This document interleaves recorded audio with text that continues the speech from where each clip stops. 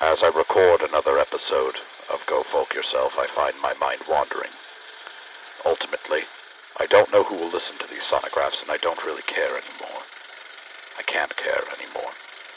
Because this episode is a discussion about Bioshock and Bioshock Infinite, not Bioshock 2.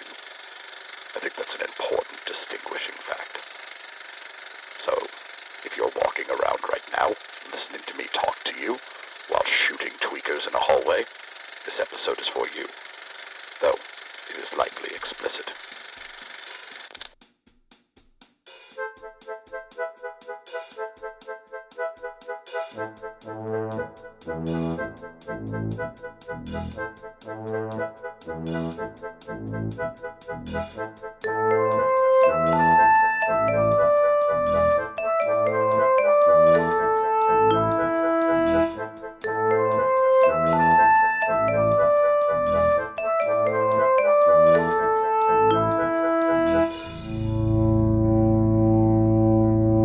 And good morning, good afternoon, good evening, whatever time of day it is. Welcome to another episode of Go Folk Yourself. My name is Dan, and today we will be presenting. What did we say we were going to call this? A down to folk? Down to folk. This is a down to folk. Whatever. Who cares? Folk-ing, whoever. Hey, it's an episode that's not about a state. And with me, of course, I've got Brett here with Dan, and also we too have Nick. Hi, everybody that's listening to our not at all awkward intro. No, it's good. It's good stuff. It's great when Brett does an intro an episode. It's Yeah. always normal. None Yeah. of us are like waiting for him to call the shots. Yeah, I didn't really know what to do there as the secondary responder. Yeah, I didn't know what to do as a first responder. We should probably just have you intro every episode. I think it was fine. It's probably good. All right. Well, hey, guys, welcome. Today we're going to be talking about the franchise known as Bioshock. Before we begin, this is going to be so spoiler heavy. I mean, like, we're not even going to try to mask things. We are going to be diving deep into the lore and world of Bioshock and talking about some of the interesting aspects as they apply to our own world and what we currently live with and where we are and where we have gone historically compared to the stunted histories of Bioshock. So if you have not played Bioshock 1, Bioshock Infinite, or Bioshock Burial at Sea, but you are planning to still, you probably want to pause this episode and wait. It's okay if you've played Bioshock 2 or not played Bioshock 2. We're not going to talk about it because there's really nothing. Yeah, that one wasn't very good. It doesn't add anything to this conversation. Yeah. Right? I like the multiplayer, Yeah. but like it was fine. I didn't have anyone to play it with, so Yeah, I had a few people. It was Yeah. fine. It was fine, but we will be talking a lot about it. So again, spoilers, and let's begin. So, I will say I was obsessed with Bioshock 1 and Bioshock Infinite when both came out respectively. I played them far too much. It was one of the only games I can actually look at and say that I tried to collect every collectible. Oh, you did everything. I tried. Yeah. I don't think I ever succeeded in Infinite. I definitely did in Bioshock. What about you, Brett? I remember buying Bioshock on release date, and then also buying Infinite on release date as well, two of the video games that I've very rarely do that. I'm not a huge video gamer. That's what I was going to say. But I got hooked in by the trailers of the first one and immediately wanted to play it because I liked the art style of it and thought it was an interesting concept. I would not say that I am a huge fan of it, but I do recognize it is very good. Okay. It seems like I can. It's like a good book for me. Sure. One that I would not revisit, but still enjoyed while consuming. It's for you, it's more of a Salem's Lot than it is a Good Omens. Yes, absolutely. Right? Like That Good is- Omens, you're going to read and read and Right. read for your entire life. Yeah, But Salem's Lot, you enjoyed it. Right. You Recognize might it- go back eventually, but Maybe. there's no real need. Not in the next few years. Yeah. Yeah. Yeah, okay. Whenever I I get that. ultimately forget what happened in Salem's Lot, then I will reread it. And then you'll actually read The Dark Tower like I've been telling you to for a long time. Let's not I'll get do a ahead of Dark Tower ourselves. episode, and it'll just be me recording by myself. It's going to be great. Fantastic. Dark Tower cast. Nick, how do you feel about Bioshock? So I picked up Bioshock way late to the game. I don't even know when, but like several years late. And for whatever reason, I remember playing the game for probably a grand total of about an hour and just never came back to it the next day. So I'm pretty stoked to kind of hear some more about it because I definitely would like to. Like, I didn't dislike the game at all. It was gripping. It looked great, and we're going to get into all that. But for whatever reason, just never picked it back up. So this might be the selling point for you to actually play something you already own. Exactly. This is if this works just like it did for Red Dead with Brett. Yeah. Fun fact, guys. After we recorded the Red Dead episode, where Brett was very stalwart on his beliefs of like, no, I don't need to play the story. I've got multiplayer. That's enough for me. As soon as the episode was done, he was like, all right, well, I didn't realize it was doing all that. Maybe I'll check it out.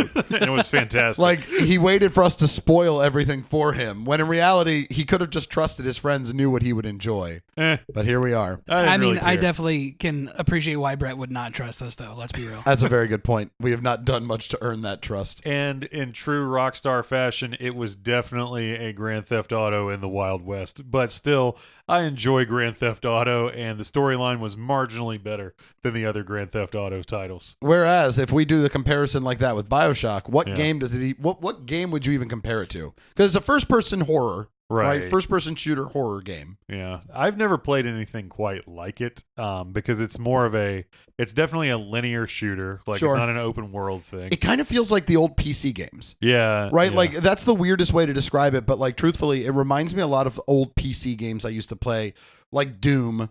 yeah. Right? Or yeah. like, or the original Wolfenstein. Just the idea of like, you are walking through these rooms that you always had to walk through. Yeah, There's a certain amount of enemies. Yeah. Whatever you pick up is yours to pick up. That's randomized, and then there are story items that you can pick up if you want. Yeah. But ultimately, just keep walking, keep shooting. Yeah, it's pretty. You go down the hallway, and that's about all you do. Here throughout are the all of entire your game. weapons and your powers. Have at, right? Yeah. Like, figure out your own creative ways to win it. Right. Are you going to shoot bees out of your hands? Then shoot bees out of your hands.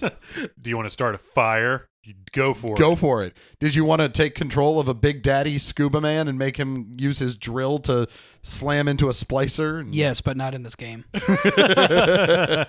By the way, as weird as it will sound, we will be saying Big Daddy a lot. I promise that word was not as sexualized back when this game came out. It was I think it always sexualized. was. It was sexualized, but I the didn't- internet, Yeah. definitely taken it to another level. I don't think we realized how fun it was to say Big Daddy back then. Like, now, Still true. it's fantastic. I enjoy calling everyone Big Daddy. Yet the other term in the game, Little Sister, Not doesn't take off. Not so much. Doesn't hit that same note. No, not Yeah. as fun. A little Not- creepy. Little Nothing will creepy. ever be as fun as Big Zaddies. Yeah. And there we I go. like to put the Z in it, too. It really gives it a certain je ne sais quoi. it adds the creative flair you've been looking for. All right, so let's talk Bioshock. Let's talk the original Bioshock first. Bioshock 1. So, Brett, what do you remember about the story? Let's see. I remember that it is you start off in a plane, and that plane crashes. You find yourself in like a weird sea elevator type deal. Lighthouse. Yep. Yep. I think that's what they call them, though, is sea elevators. It takes you to the bottom of the ocean where there is Yep. a Art Deco style city that is fucked to hell. And You don't know it's fucked to hell at that point. Yeah. Going in, it looks okay. Yeah, but There's not a few great. bad alleys, right? Like Yeah. you see, like clearly don't go in that hallway. Right. But like it seems all right But from when the you- outside. When you get off the sea elevator, pretty apparent this place is fucked to hell. And then some random Irish guy talks to you over a radio. And you pick up a wrench. Yeah, I mean, you definitely nailed the opening of the game. I've played it twice. You've so, definitely nailed yeah. the opening. That's about So- as much as I know of the game. So, man, So I'm now- right with you guys. Nick's caught up. That's it. That's all. And then the Bioshock game was a ends. great game. And so Thanks for You put it ultimately- listening. down and you don't play it for years. So the world that we find under the sea is called Rapture. It is a, like you said, an Art Deco hellscape. Yeah. That was built very much in the idea of that like 1910s idea of America industrialism mixed with that World War II jingoism, Yeah, I could see that. right? But it's because it's the industrial world. It's the people who love America for the economic system, but not necessarily for the red, white, and blue star-spangled identity, right? It's that capitalist love of America, Yeah, it's more than it definitely- is the jingoist. Yeah, because it's like it feels atomic age, but still like 1930s, 1940s. Because I think the game is actually set in the 60s, if I'm not mistaken. That sounds right. But it's the feelings of the game are not 1960s because I think it's supposed to give you a sense of isolation. Yeah. That they're kind of stuck in the mindset of whenever the city was built.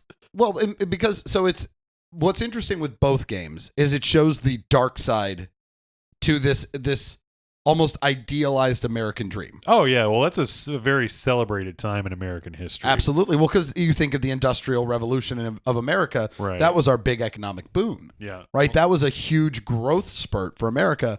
But on the flip side, you know, we're dealing with kids working in factories, Right. right? We're dealing with no regulations, no unions to protect workers, Yeah. right? So you had accidental death and dismemberment without any sort of coverage, right? Like the Right. idea that these people, these not wealthy individuals, were making others very wealthy. Yeah, and it's the classic stealing of wage labor by the capitalist class. Right? And man, if you read our history books when you're in school, this is again, I will say, a very celebrated period, but actually a pretty horrific time for pretty much everybody that wasn't ultra wealthy. Oh my God, it's almost like the same thing is happening today. What's so Wow, weird? That's crazy. Yeah, we're going to celebrate the technological era without Right. necessarily talking about Bezos billions. Right. Or the rare earth miners who have no representation, or the people that sell the services themselves with Yep. no representation. Yeah. So, It's weird because like you can tell they're definitely trying to set up like this utopian view of kind of like what's going on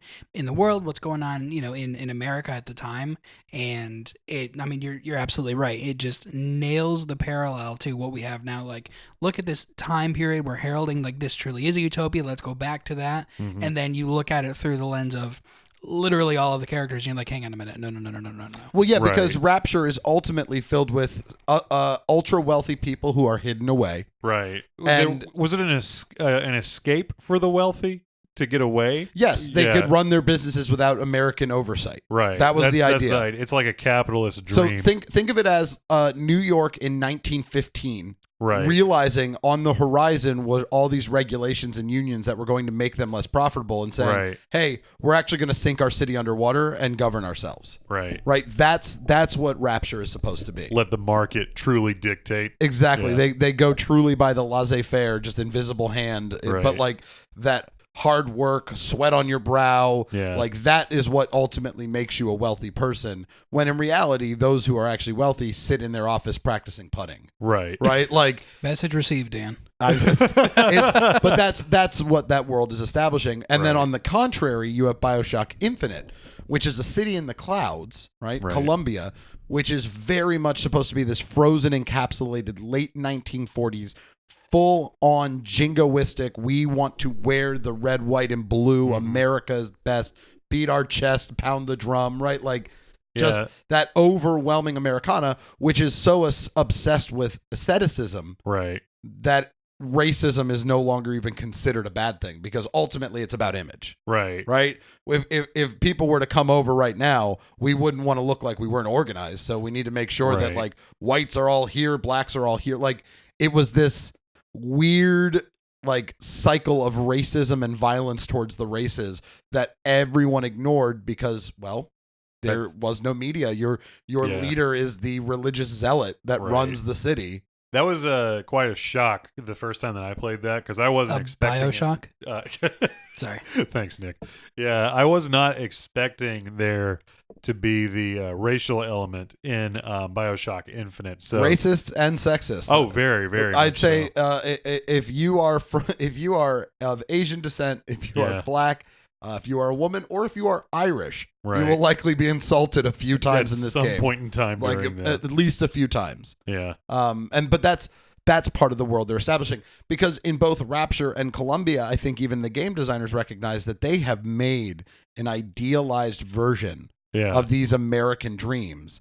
So if they didn't put that tarnish on it, why would you continue on in the game? Yeah, How could you exactly. view that as bad? Yeah, because it's interesting because it's like it's like the writers of that game took the storybook version of America Yep. and then they ratcheted it up to 11 Yep. to see how many cracks would come into it. Yeah, And then what you get to if these explore opinions, those. these popular opinions at the time went Were- unopposed? Yeah, exactly. Right. We're the fact and no longer the opinion. Yep. Yeah. So And is that's- it supposed to be like a fascist look at it? Like Kind it of. sounds to me very far right, like Flanderized version far right. No, in fact, I would Well- actually say in Bioshock, in the first one, it is the far left, right? It is the over Really? the top left. Yes, because it is. I don't agree with that. Well, maybe not left. This is well, where the conflict so comes in. where would you put communism on the scale? Well, if you're going to say on the scale of political ideologies, communism would probably be not as far left as you could go. It's not but maybe, socialism. well, communism is more radical left than Sure. socialism is. Right. But then you have anarchism And I'm to not the saying left of communism. I'm not So- saying that the people of Rapture Yeah. are subscribed to communism, Right. but inadvertently they're working for a capitalist system that is grinding them out like communism.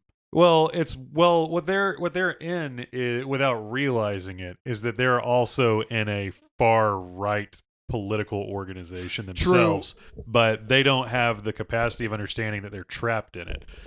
So That's a good point. because- And it's not like there's other options or yeah, method of because thinking. there's literally one option. It's become fact. Yeah, exactly. Because if you don't participate, then you don't eat. and then you die. So That was my thinking with it, because if it's not that this is the organization, this is the place, like if you have these choices, even if it's an illusion of choice for the people in the lower echelons, it still is, like you said, you don't participate, you don't eat. This is not, you're going to do what we're telling you, and then you get an equal piece of the pie. Yeah, whereas I would say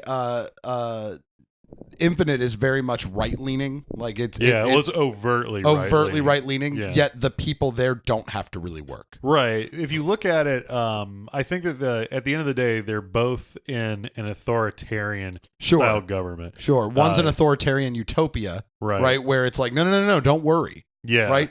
Give me your faith Yeah. and your money, Right. right? But we will make sure you're fed. We will make sure you have a nice place to live. Like Yeah. the state will take care of you as long as you blindly follow. Right.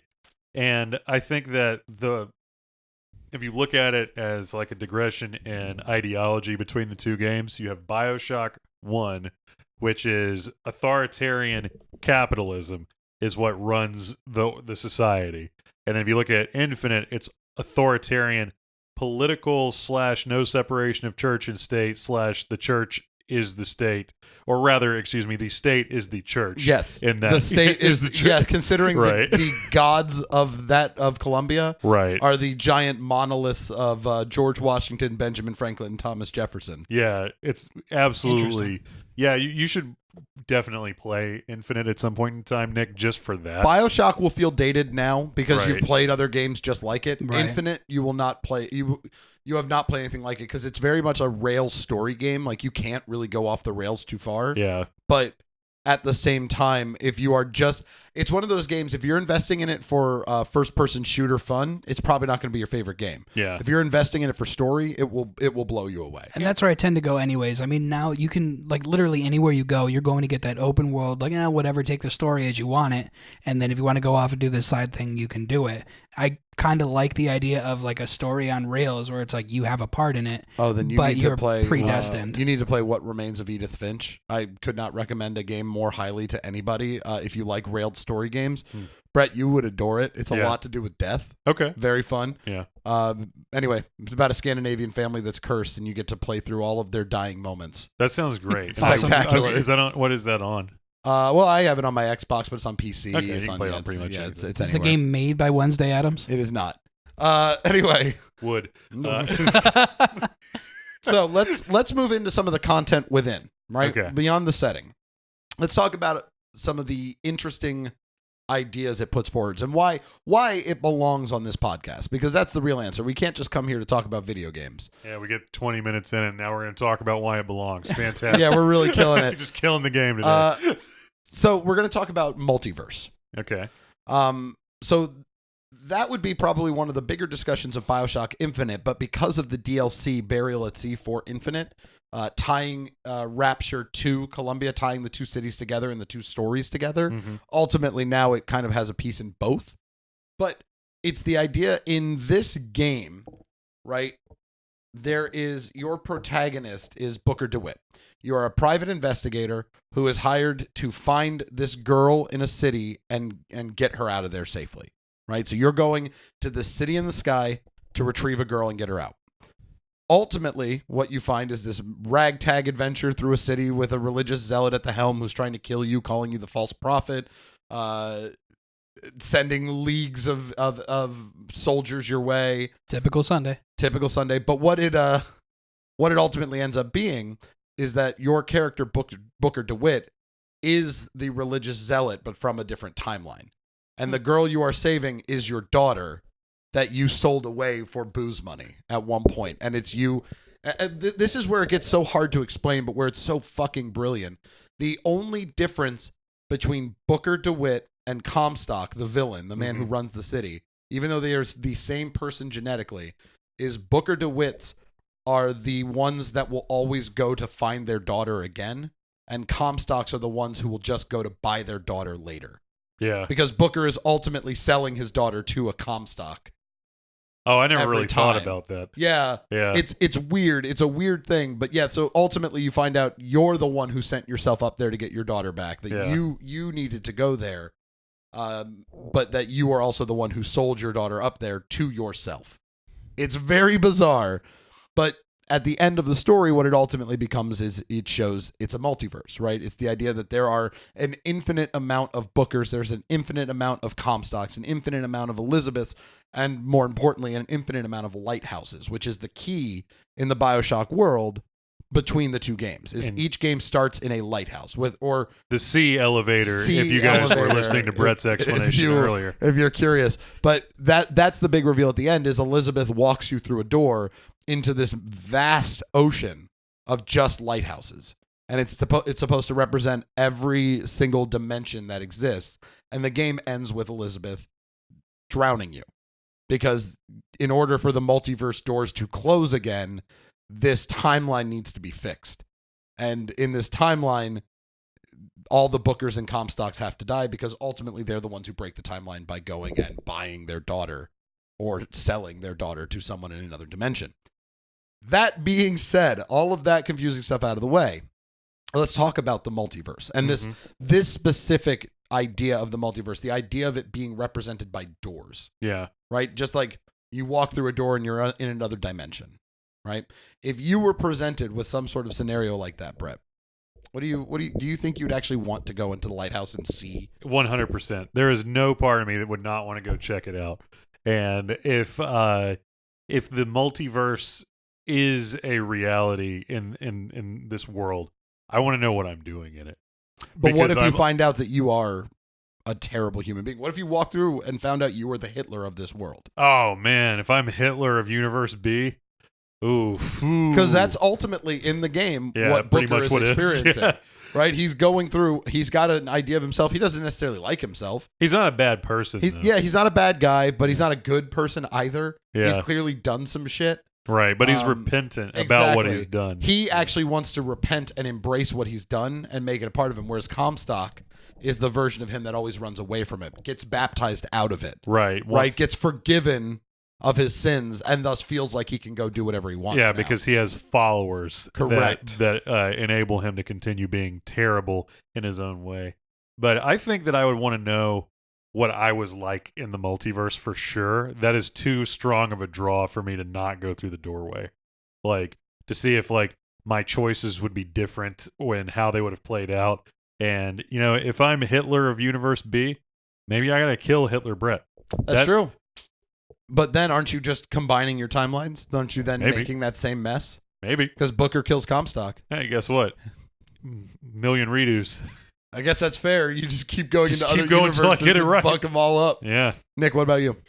So string theory really messes with my brain because it's not just like, hey, there's 3 choices here. You get to see exactly what you're like in each of the 3 options.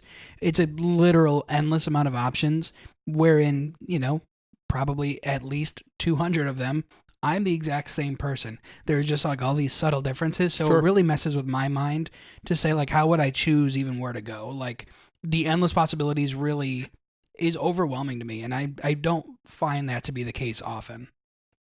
But I would be very interested. Like it's a fascinating topic and I would love to dive in. Same concept though. What if you walked through and you found out the other Nick was Hitler? The worst part is I don't think this Nick would be able to kill that Nick. Yeah. I wouldn't follow him, obviously. Hitler Nick is probably a little bit more active. Right. Like, let's be honest. Yeah, like he goes to the gym. I know Hitler Dan would be unstoppable, right? Yeah. I wouldn't be able to beat him. I'm far too lazy for that. Yeah. I have to imagine Hitler Dan has a lot of drive, right? Hitler lot of Dan wakes ambition. up A lot at of 5. ambition. He's already got me beat there. He's got a lot bowl of charisma. quinoa on his What have I desk. got? Just the ability or just the will to want to kill Hitler Dan?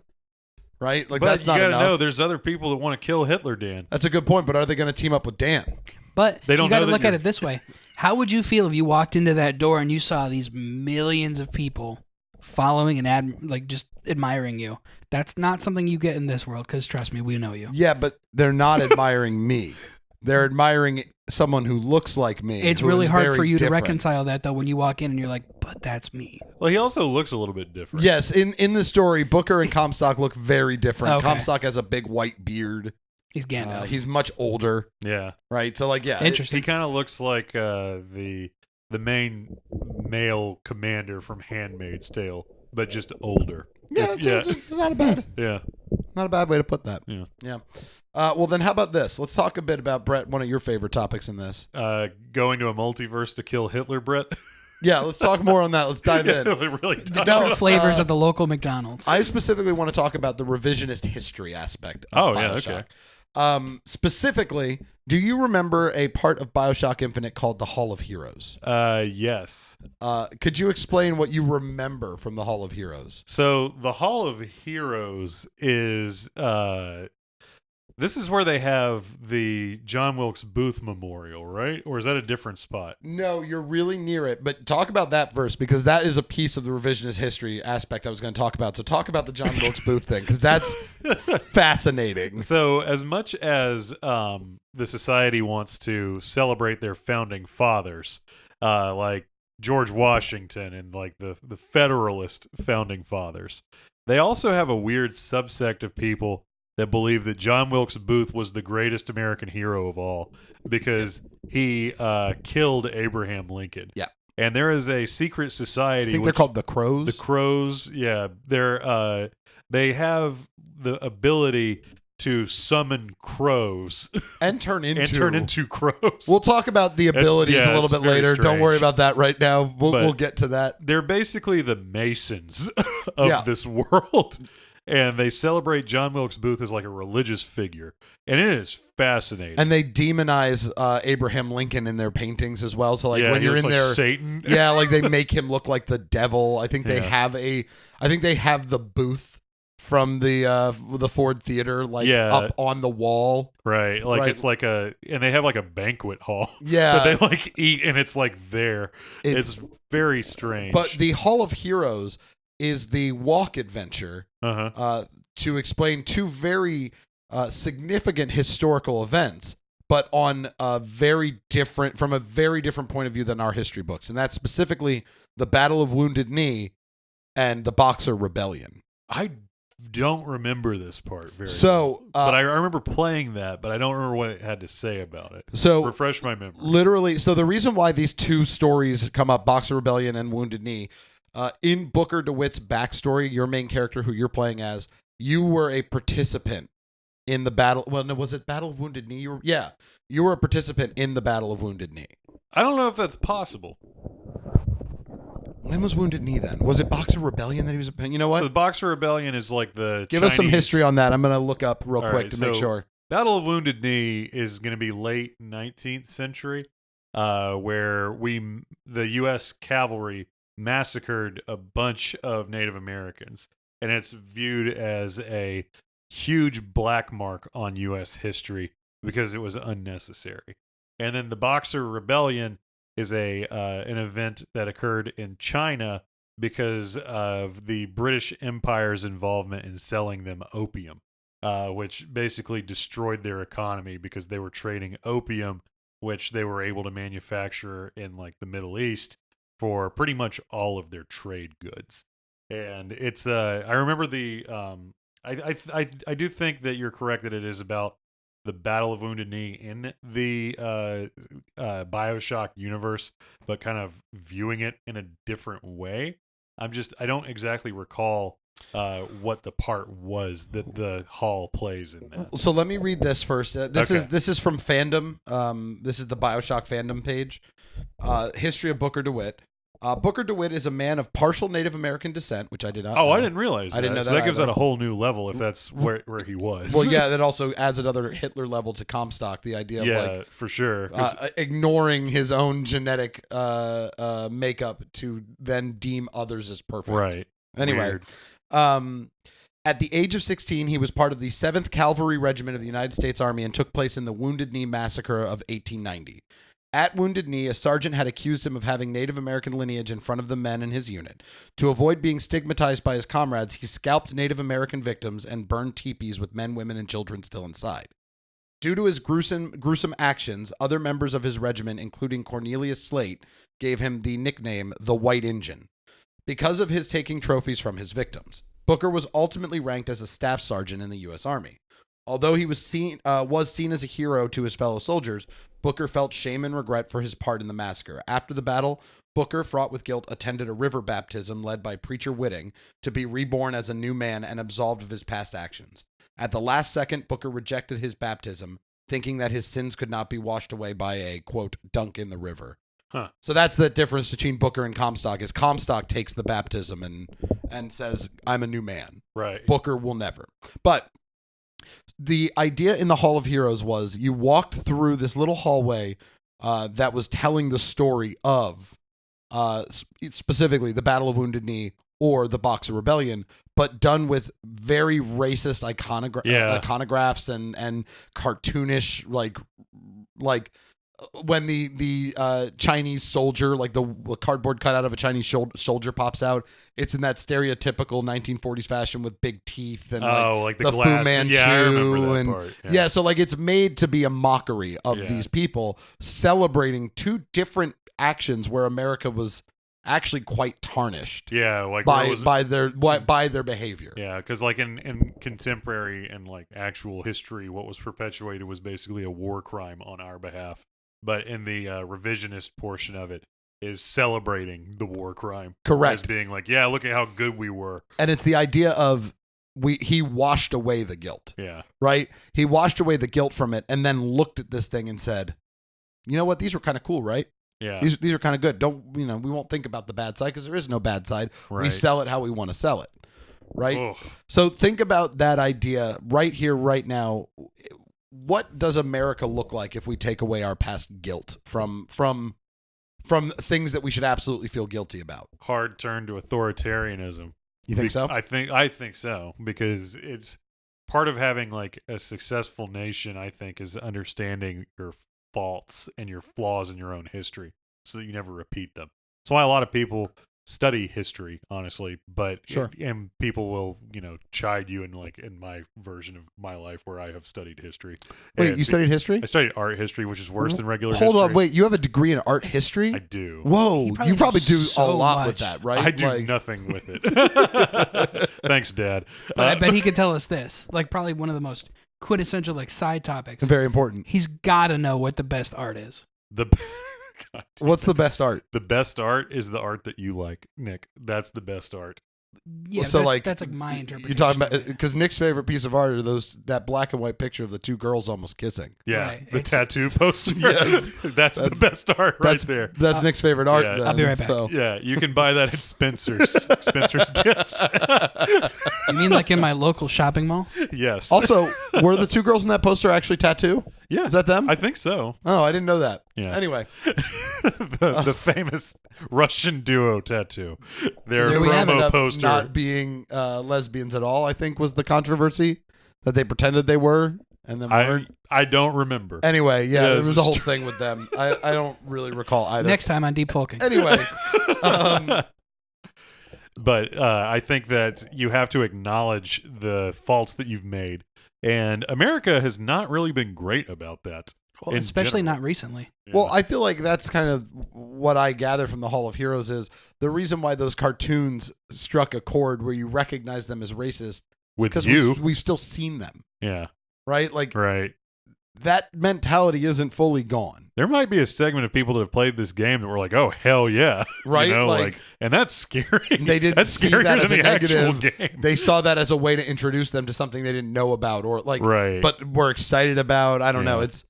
But like, that's the idea of like lying to yourself and lying to society, like that concept, like the leaders of a nation Right. being able to write the narrative. The history is written by the victors. That Right. concept, not our victor. Yeah. I don't think he knows how to doesn't write. write history Yeah, books. he's illiterate. He doesn't. He makes really, sound through the computer machine, and that's about it. That's all he knows how to do. He knows how to talk into a mic. And he does that okay.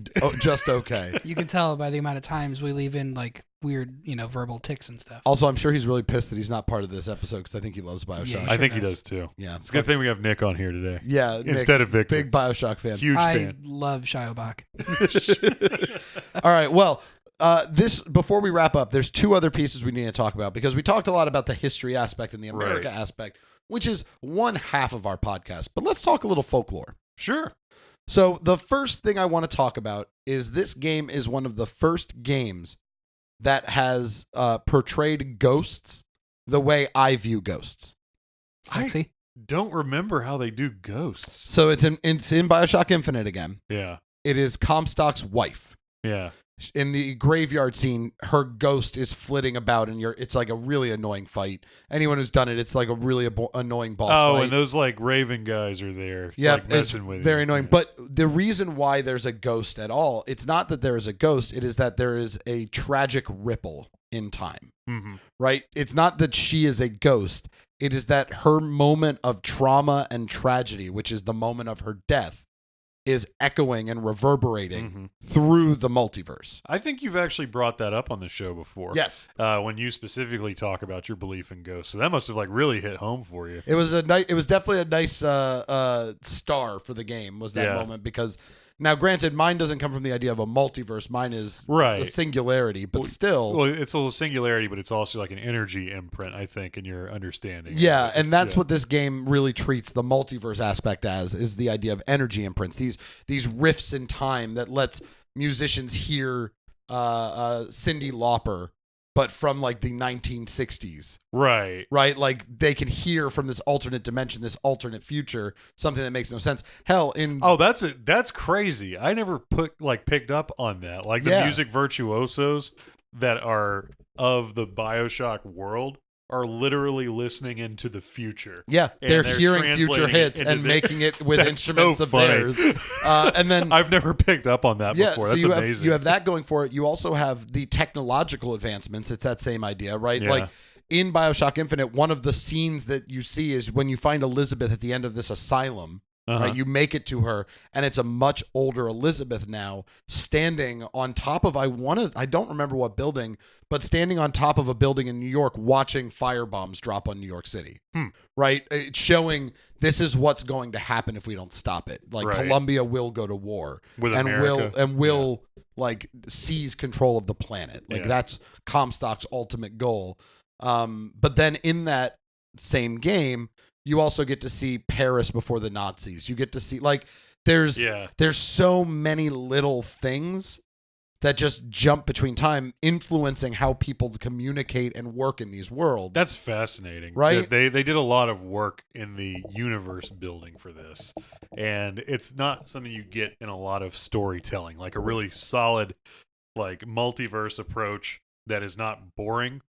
Yeah. Not really trite at the same time, you know. Well, because so the example like Brett was talking about, like the music virtuosos, there is a scene where as you're walking around, it's either a bicentennial or 4th of July. I can't remember what the festival is. I think it might be the Centennial. No, I don't know. Yeah, I don't remember what it is, but you're walking around a festival steeped in American flags. Yeah. Right. The city is clearly just out partying in the streets. Celebrating America. Yep. And there's a raft that floats up with a barbershop quartet singing "God Only Knows" by the Beach Boys. And it's a fantastic rendition of the song. Beautiful You've never rendition. heard it. Everyone should have it. But it's that idea that now that song exists in a time where it wouldn't have because someone heard it Yeah. through a rift that they might not have even understand. So the same goes with Ghosts. The idea Yeah. of this energy trapped outside of phase, visible, tangible, Like, but you still can not interact there. with it in this world. Yeah. In the Bioshock world, because you do interact with her ghost a bit. You fight her, don't you? Yeah, it's a logwood. Yeah. It's an annoying yeah. fight. But yeah, that concept, I was very happy that was there. But then there was also a folkloric monster I didn't realize was being represented throughout the whole game as well. What? Yeah. What is it? How familiar are you with the Talmud? The what? Talmud? Like the Jewish text, Yeah. the Mhm. Talmud? Is it a golem? There's a golem in this game? What would you call the songbird or the Big Daddy? Oh, shit. It is kind of like a golem figure. Now, granted, it's not made out of mud or clay, Right. right? But it is made out of. But it's a protector. It's literally a automaton. machine Yeah. automaton golem Yeah. that is set to protect a specific person or persons. That right? is wild. I didn't even make that connection. But what's more interesting, and the reason I asked about the Talmud, is because in that you get the impression that even Adam and Eve was at first a golem, created of mud and made into man. Ah. Right? So if you think about that aspect and then think about the Big Daddies as protectors and the songbirds as protectors, right? Like Yeah. these automatons that only exist to guard, right? Big Daddy is a perfect example because if you see one walking around out in the wilderness with a little sister and you don't do anything, it'll ignore you. Mm-hmm. It won't even come up to you. But the minute that you have a gun out and you're facing little sister, you're in a fight, right? Immediately that thing will come over and start trying to like drill into you and just throw you through a window. That Big Daddy comes to drill you, you know. He comes to just You pound get ready on and you know? accept it, damn it. But what I found fascinating about that and why it was interesting, because we didn't talk a lot about this, but let's talk about Andrew Ryan. We're going to go back to Bioshock 1. Okay. So Rapture itself is built by a man named Andrew Ryan.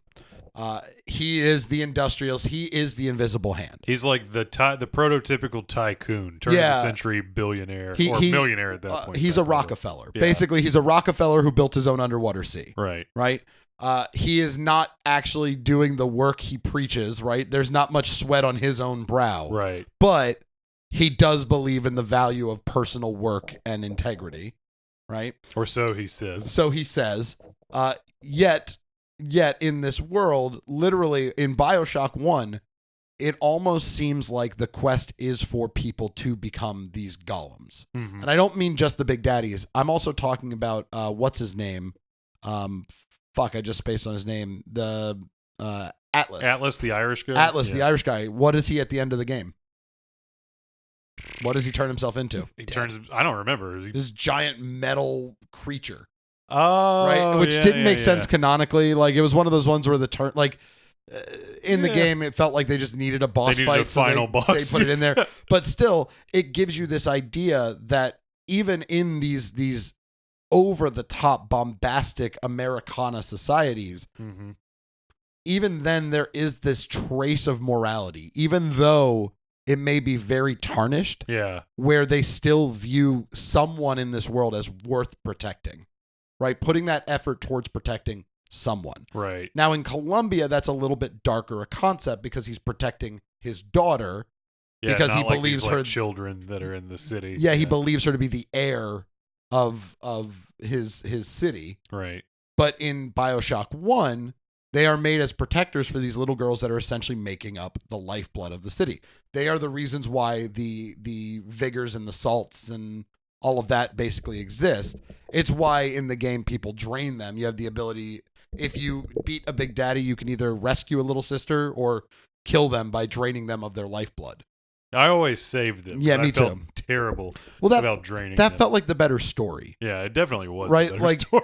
all it did if you drained them was buffed your guns, which you could do. Like by finding stuff. Yeah, you could do that just by taking some extra time and looking around more. Right. Like I could open some lockers without having to become a child murderer. Yeah, it just kind of made sense. Yeah. But that actually does lead to the last point I think you wanted to talk about. Well, before we get to that, because your perspective and takeaway on that is that it is there's still a hint of morality to it. And the way that I view that now, after having listened to you talk on it, is that the end goal seems to be to create an automaton. Sure. Which is the ideal follower And so it's like having an entire society warped around molding your people into being blind followers of it. And To that exact point, look at that. Back to Infinite again. Yeah. They didn't come up often, but the handymen. right. They were giant robots with like a human head on top and a heart in a Like a jar type like deal. a jar in the chest. But they were just basically machines made to do one task or do as they were told, and that's it.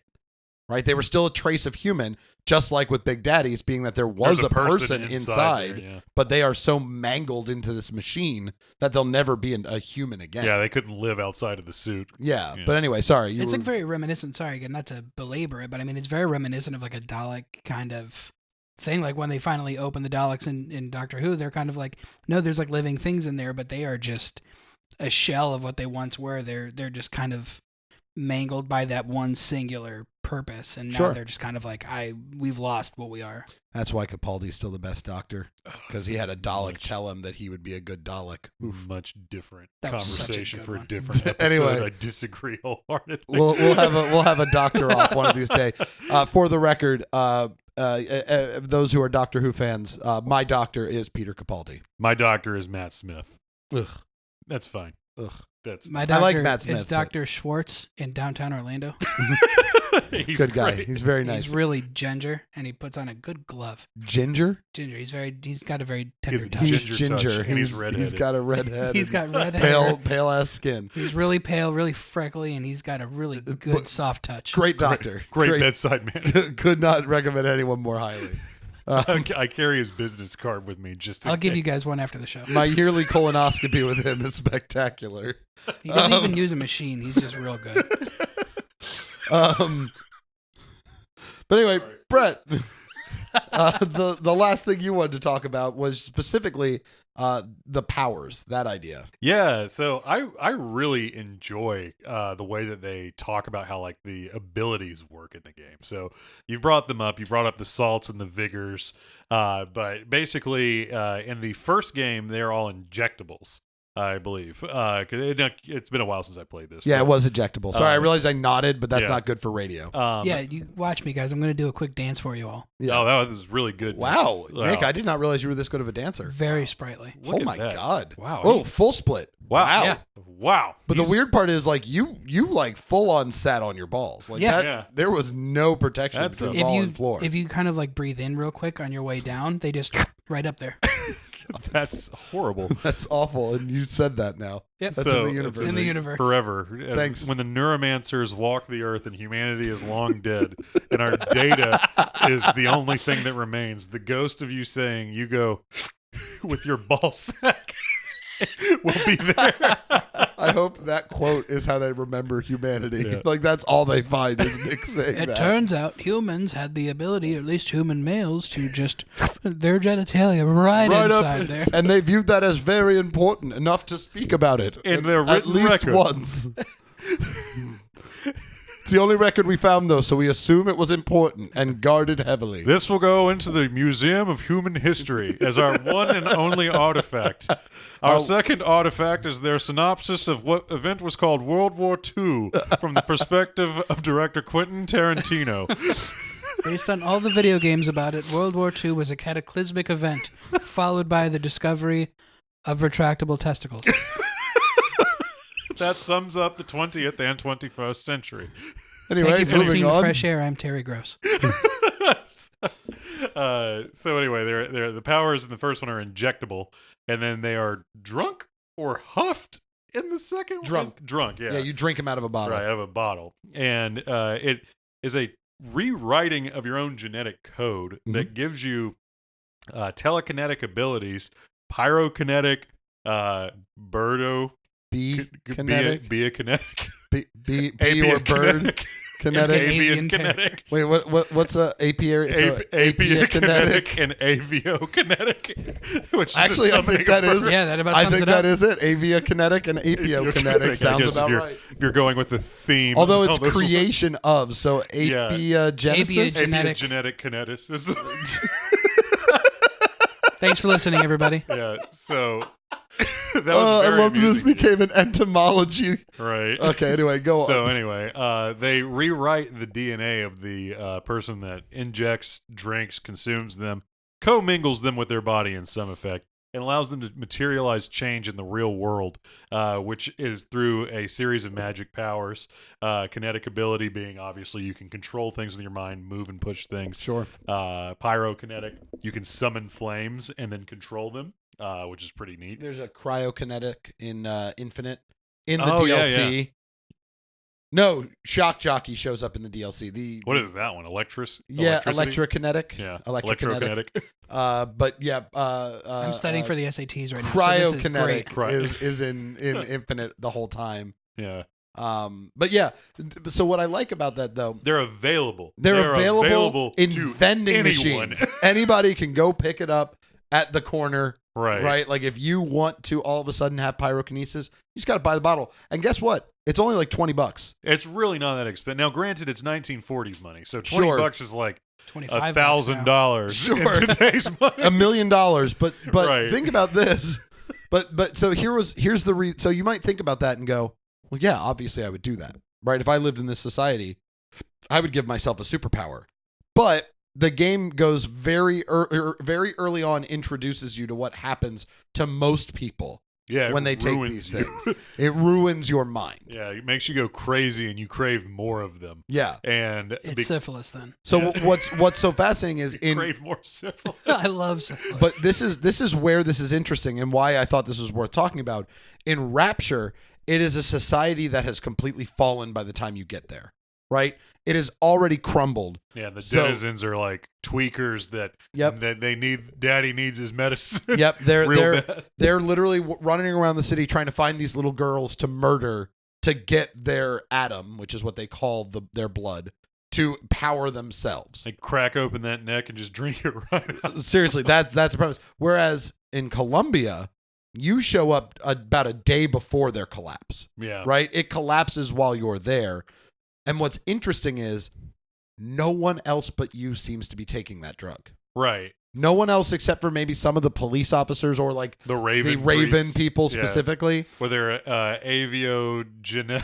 Aviogenetic kinesis transmogrification. Maybe. Oh, yeah. yes. Because God, this is that's to Latinize their power. This This is is a very long word. they turn into birds and create birds Well, they and throw generate birds. birds out of nothing. Yeah. and then can also summon become direct them. and become them. Oh, but I throw birds around and I'm the weird one. Yeah.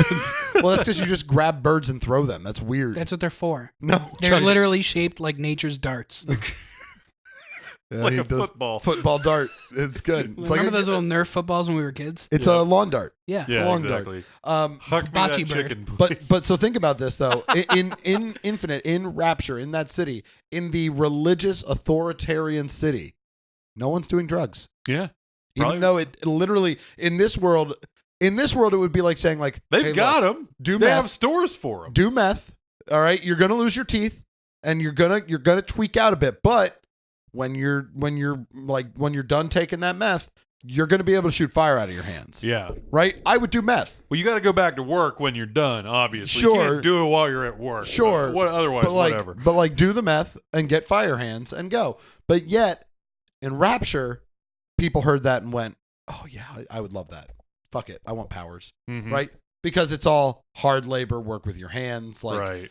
any release is better. Yeah, Right? I mean, if I was stoking a fire all day trying to shovel coal into it, if I had fire hands, just Yep. pull Huff some that fire right in there. meth and Or just- Yeah. if you have to lift boxes like all day, telekinesis is going to be a lot better option. You can stay still and just move it with your mind. yeah, If my MP3 player broke, I needed music, generate a bird. It'll sing for you. Yeah.